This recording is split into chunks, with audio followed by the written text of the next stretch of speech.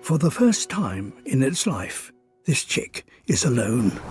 Winds now regularly reach 70 miles an hour.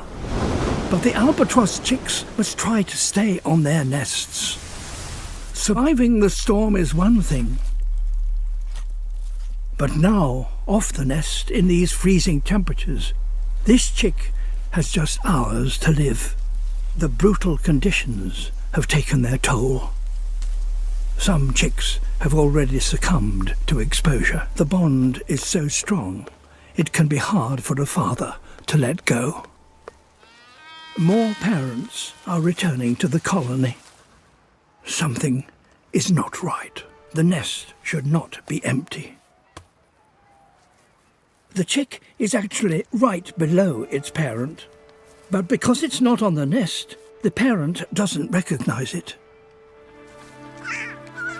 and doesn't help it. Strangely perhaps, these albatross do not recognize their chicks by sight, sound or smell. They identify them by finding them on the nest. If it is to survive, the chick will have to get back on the nest by itself. The chick has made it.